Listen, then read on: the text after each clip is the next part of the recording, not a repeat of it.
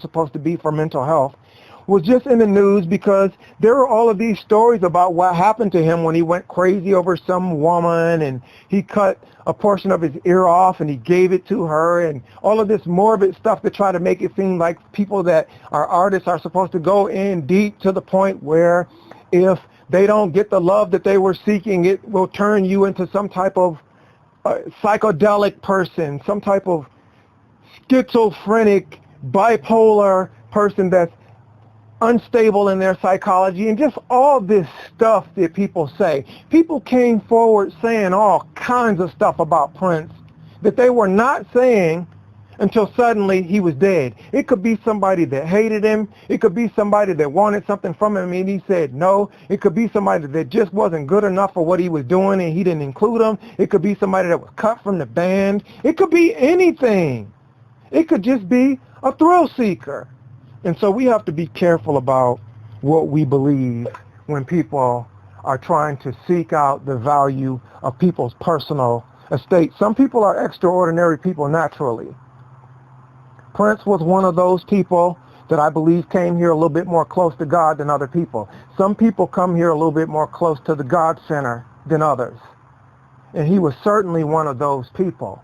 And no matter whether he would have been public about it or private, something about people like that has value and it intrigues other people. And even if they don't admit it, even if they pretend otherwise, something about people like that is fascinating. And a lot of people get taken advantage of.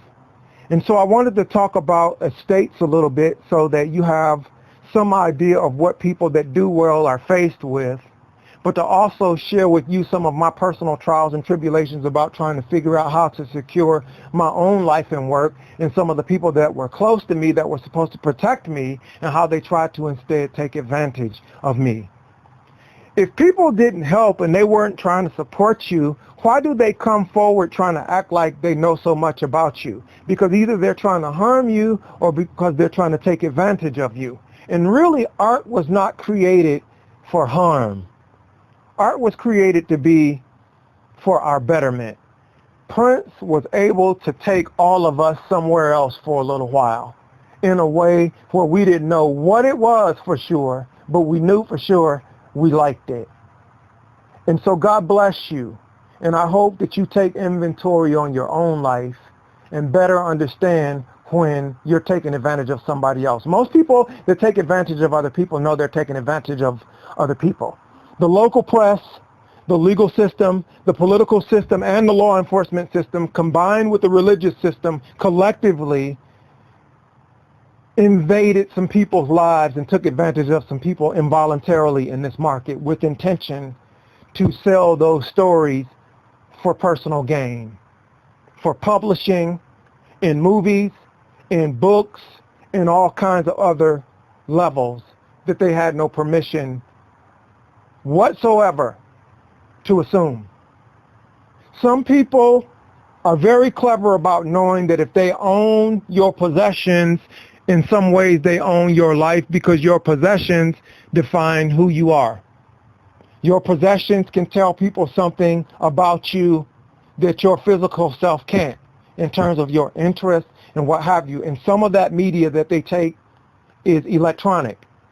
If you're into some unusual things electronically, they'll try to collect that. Hey, here's what this person did in their private time. These were their interests. This is what he liked for sex.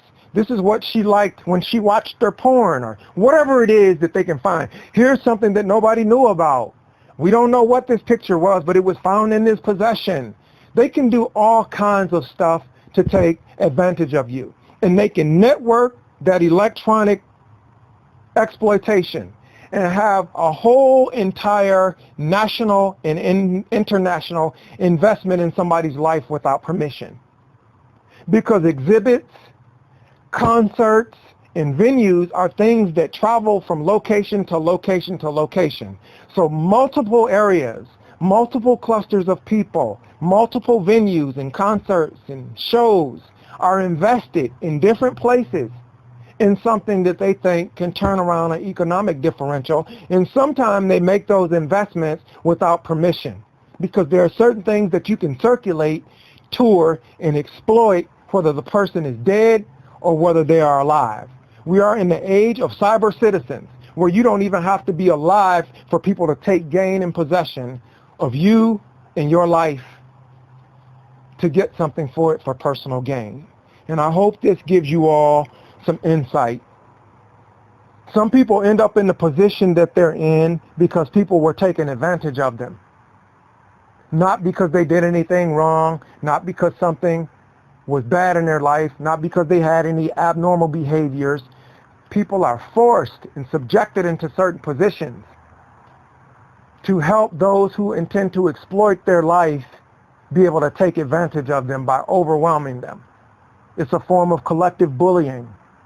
It's a form of collective theft. And so we will all learn a lot in seeing what happens as Prince's life and his estate comes to a close and evolves. It's in the courts. They're trying to determine first who is legitimate and who is not legitimate as an heir. And once they determine who's a legitimate heir, they can start to determine what the disbursement of his possessions were. I still have a hard time believing that there's not something somewhere that would state some of his intentions, at least for what he would wish to happen with his materials. And really, the people that are your friends and your relatives are supposed to know you well enough to know what you would have wanted.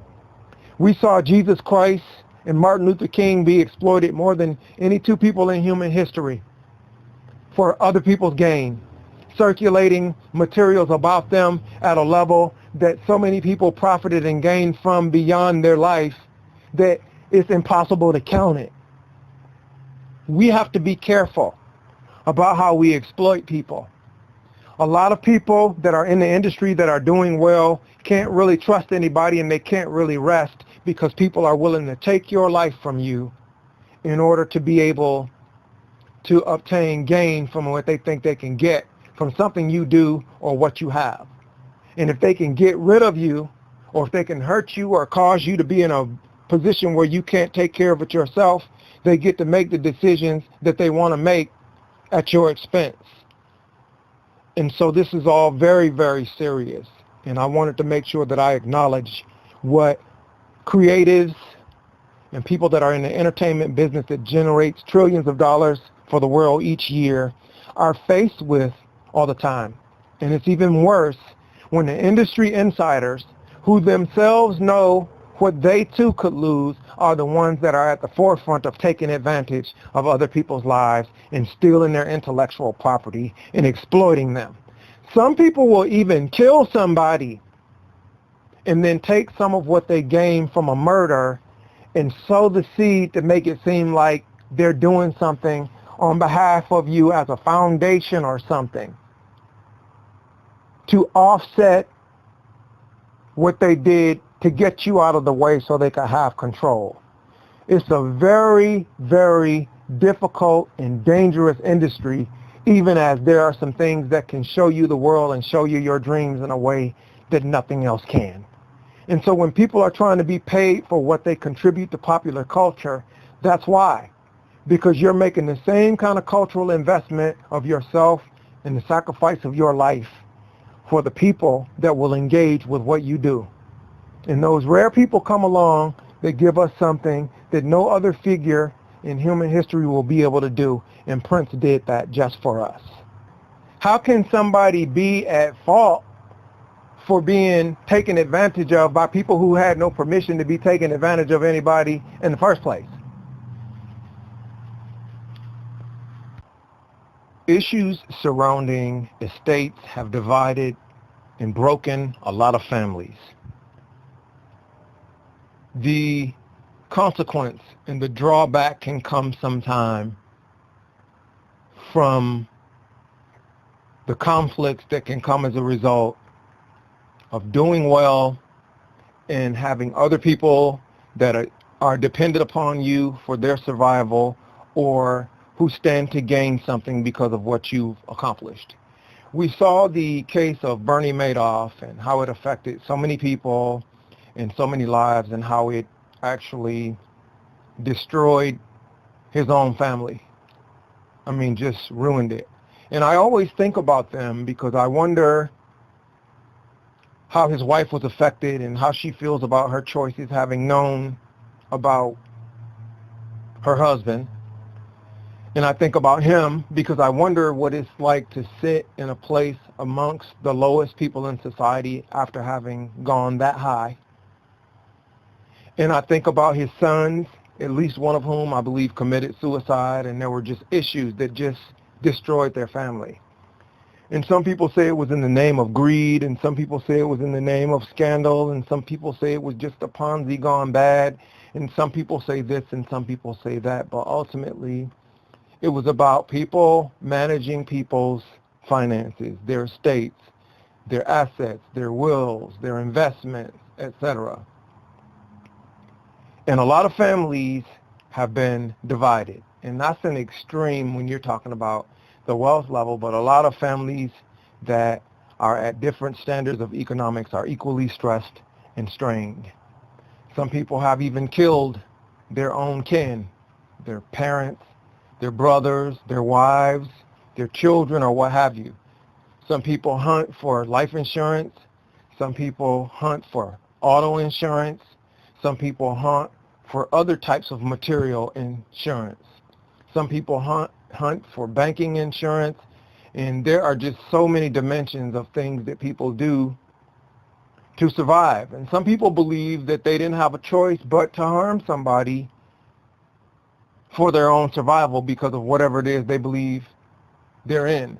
Or some people become so cold they don't really care who they have to harm as long as they get what they're trying to get. But this stuff is very serious. And if you haven't taken the time to inventory your life and your plans and know what you have and what have you, you're a very, very vulnerable person. And I've seen this happen time and time again where a lot of people have been taken advantage of. Some people have been taken advantage of who totally did everything they were supposed to protect their assets, and it was their attorney who screwed them over. And so this stuff is very, very serious, and it should be taken very, very serious.